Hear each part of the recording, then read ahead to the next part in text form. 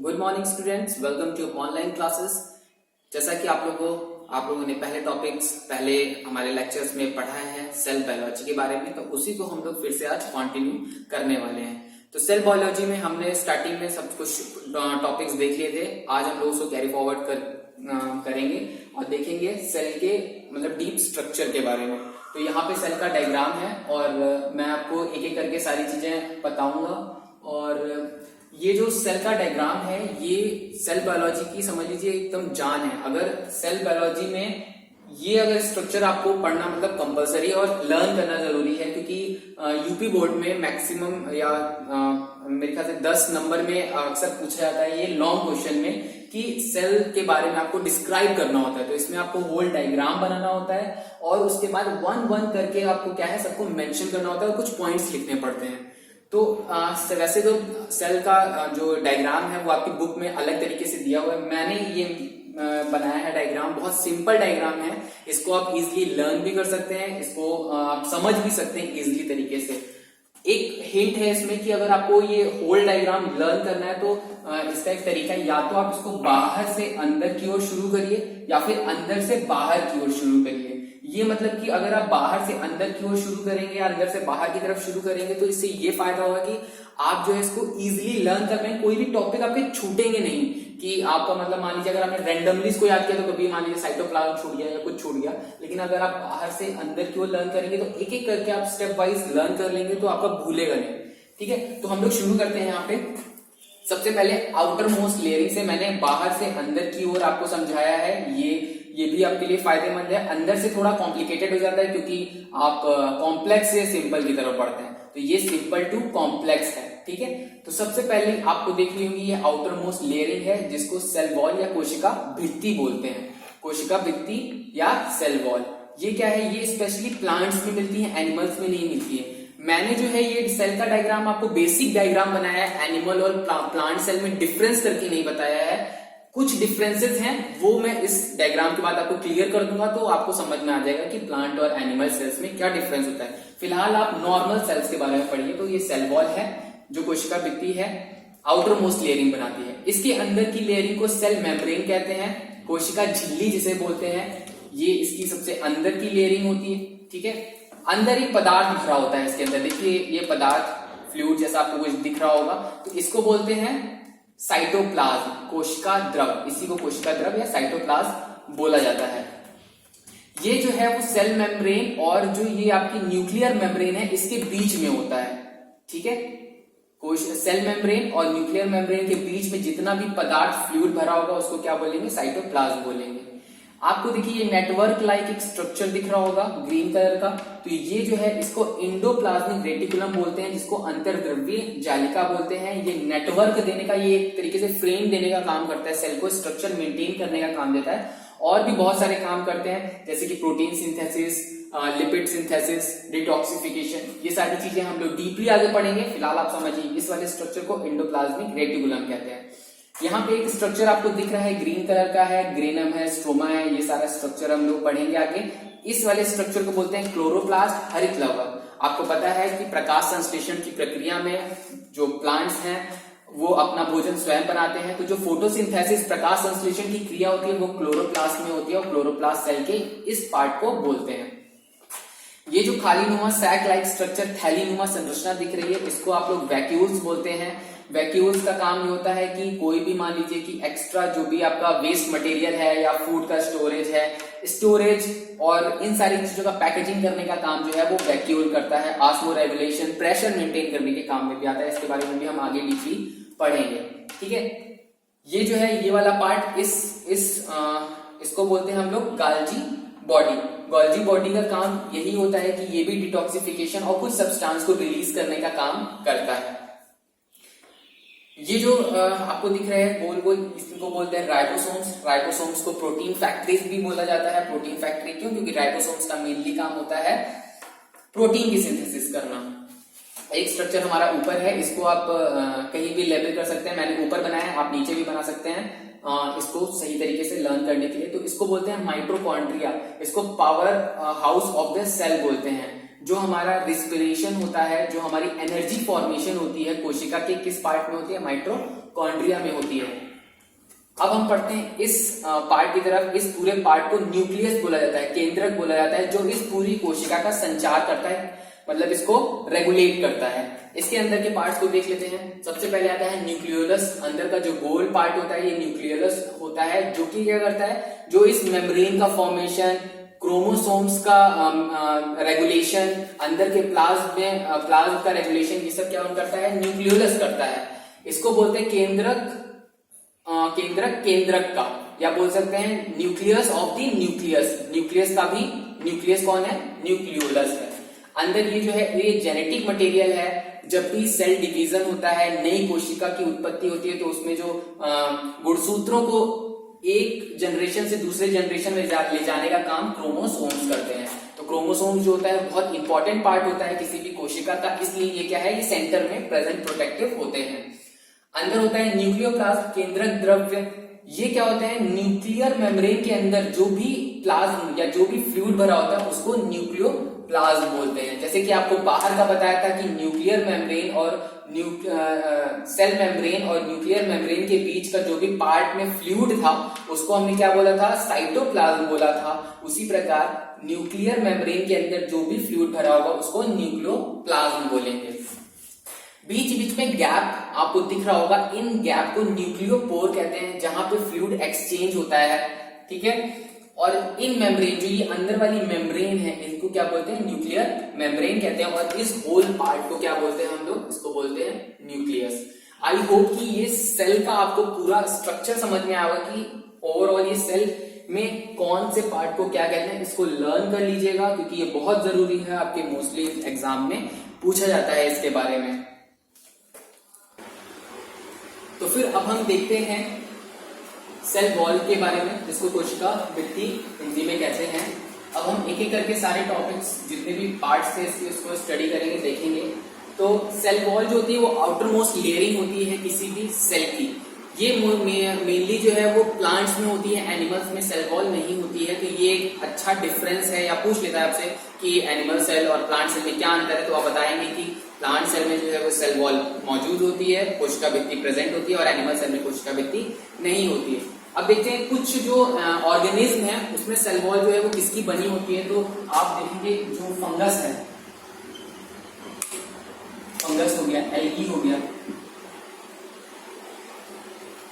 Fungus को कवक कहते हैं हिंदी में, कवक। इनकी जो लेयर होती है वो पॉलीसेक्राइड से बनी होती है।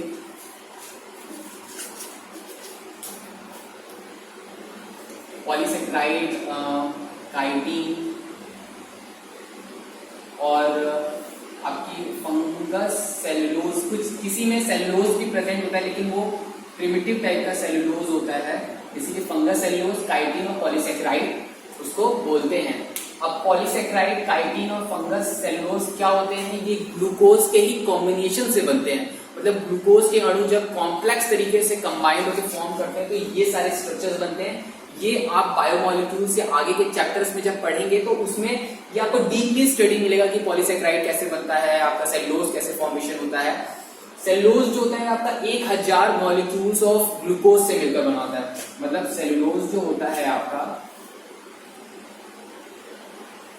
सेलुलोज ये होता है 1000 जब मॉलिक्यूल्स मिलते हैं ग्लूकोज के, तो आपका सेलुलोज का फॉर्मेशन होता है। ठीक है, तो फंगस की जो है वो पॉलीसेक्राइड, काइटिन और फंगस सेलुलोज से मिलकर होता है। एल्गी जो बने होते हैं, इनकी जो आउटर मोस्ट लेयरिंग जो होती है वो या तो पैक्टिन से होती है या फिर सेलुलोज। ठीक है, अगर आप प्लांट के बारे में बात करेंगे, प्लांट की जो outer most layering cell wall होती है किसकी बनी होती है, वो भी सेलुलोज की मिलकर बनी होती है। तो ये चीज आपको पता होना चाहिए कि ये जो है फॉर्मेशन किससे होता है। ये पूछ लेता है आपसे कि फंगस की आउटर मोस्ट लेयरिंग किससे बनी है, तो काइटिन से, पैक्टिन, सेलुलोज, ये सारी चीजें। अब हम देखते हैं सेल वॉल कितने प्रकार की होती हैं। तो सेल वॉल जो है वो 4 प्रकार की होती हैं। पहला है प्राइमरी, दूसरा है सेकेंडरी, तीसरा है टर्शियरी, एंड चौथा आपका या पहला बोल सकते हैं इसको मिडिल लेमा। ठीक है, तो अंदर की जो लेयरिंग है प्राइमरी, इसका काम क्या होता है, ये जो होती है ये सेलुलोज, पैक्टिन, इन सारी चीजों से मिलकर बनी होती है और इनका काम होता है ग्रोथ करना। ग्रोथिंग फेज में प्राइमरी जो है वो हेल्पफुल होती है ग्रोथ करने के ग्रोथ में, और ये जो होती है वो सेलुलोज, हेमीसेलुलोज, पैक्टिन, इन सारी चीजों से मिलकर बनी होती है। जब ग्रोथिंग फेज खत्म हो जाता है आपका, तो सेकेंडरी लेयर का फॉर्मेशन होता है, और सेकेंडरी जो वॉल्स हैं ये डिपोजिशन करती हैं आपका चीजों को डिपोजिशन करने के बाद ये जो है रेजिंग हो गया, गोन हो गया, इन सारी चीजों का फॉर्मेशन ये करती है।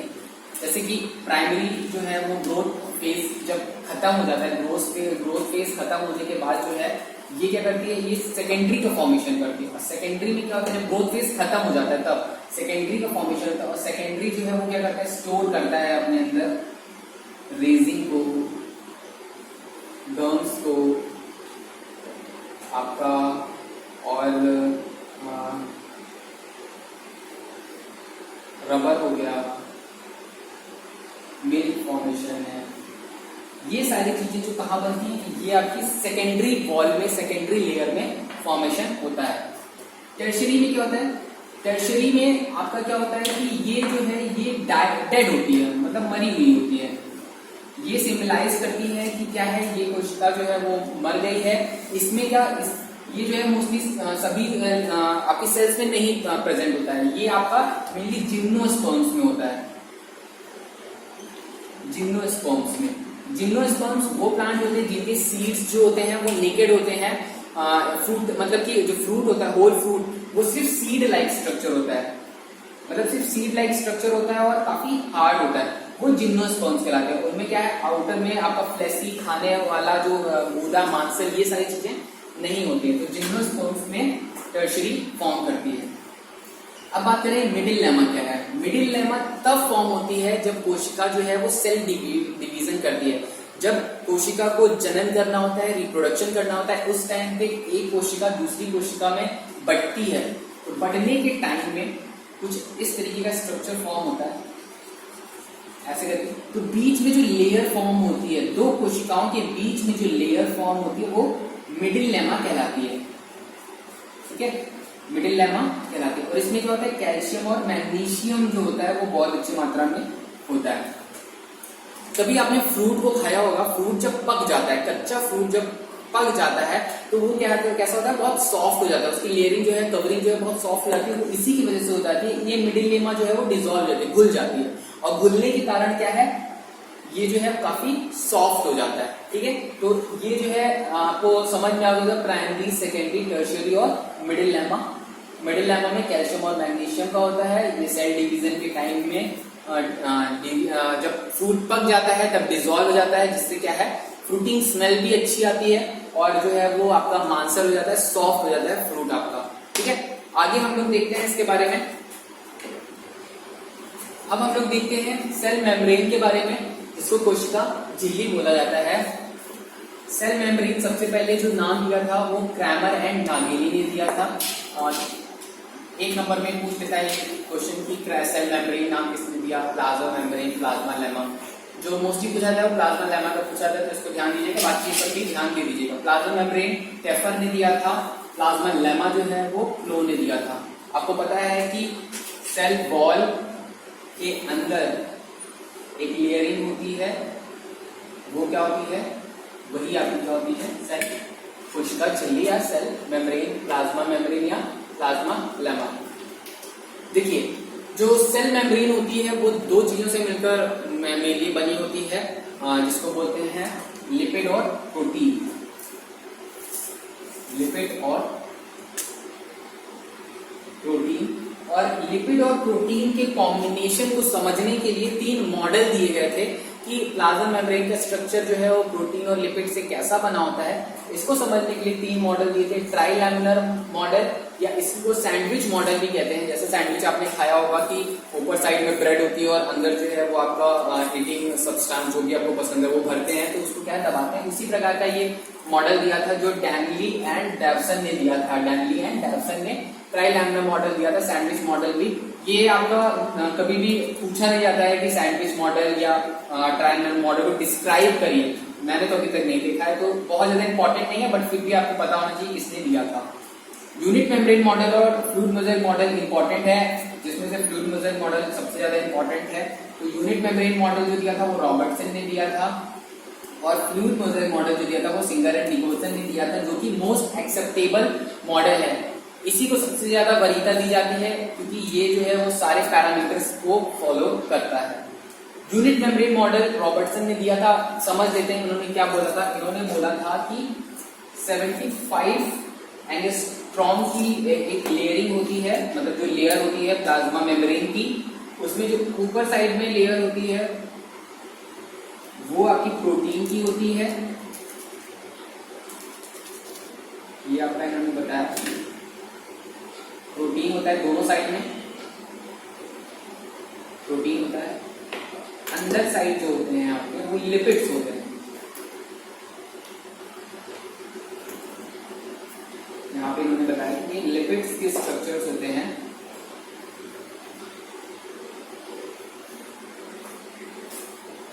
और इनको इन्होंने बताया कि कितने एंगस्ट्रॉम में डिवाइड भी किया है इन्होंने।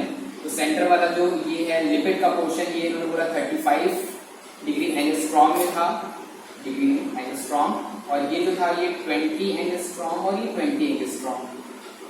ठीक है, तो इन्होंने ये इस मॉडल को बताया था। ये ज्यादा एक्सेप्टेबल नहीं माना जाता, क्योंकि ये नहीं सिद्ध कर पाता है कि इसमें फ्लूइड का एक्सचेंज कैसे होता है, ये ईट कैसे करता है, इसमें मतलब एब्जॉर्प्शन कैसे होता है। इन सारे पैरामीटर्स को ये नहीं बता पाता, जिसकी वजह से ये मोस्ट एक्सेप्टेबल नहीं मॉडल है। जो फ्लूइड मोज़ेक मॉडल है सिंगर एंड निकोलसन के द्वारा दिया गया था, ये ज्यादा एक्सेप्ट मॉडल है, क्योंकि ये सारे पैरामीटर्स को बता देता है कि क्या कैसे एक्सचेंज वगैरह होता है, इसलिए इसको ज्यादा एक्सेप्टेंस मिली थी।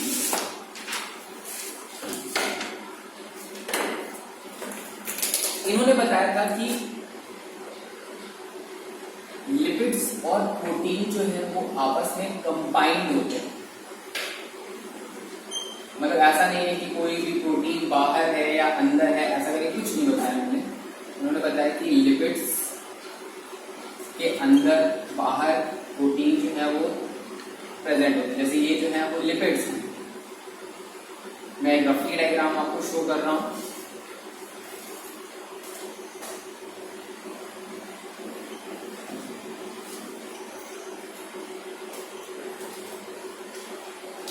ये जो है वो लिपिड्स हैं, लिपिड की लेयर है, जिसमें से ये जो लिपिड्स हैं ये आपके लिपिड नहीं, ये प्रोटीन है। मैं डिफरेंस क्रिएट कर देता हूँ, इससे अंतर पता चलेगा। ये आपके प्रोटीन एम्बेडेड है, इनको नाम देते हैं चैनल प्रोटीन। चैनल प्रोटीन इसीलिए देते हैं क्योंकि फ्लूइड का एक्सचेंज, फूड का एक्सचेंज, मटेरियल एक्सचेंज वो इन्हीं चैनल्स के द्वारा होता है, इसीलिए इनको क्या बोलते हैं, इनको बोलते हैं चैनल प्रोटीन।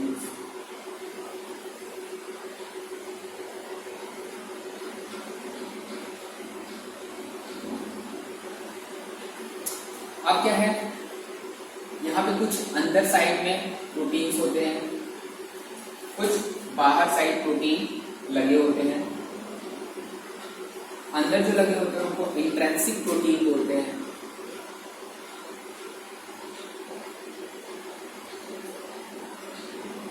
इंट्रिंसिक प्रोटीन कहते हैं, और जो बाहर होते हैं इनको एक्सट्रिंसिक प्रोटीन कहते हैं। एक्सट्रिंसिक प्रोटीन जो होते हैं वो आपके अलग कर लिए जाते हैं प्लाज्मा मेम्ब्रेन से, इजीली अलग हो जाते हैं, लेकिन जो इंट्रिंसिक प्रोटीन है वो इजीली अलग नहीं होते हैं इंट्रिंसिक प्रोटीन।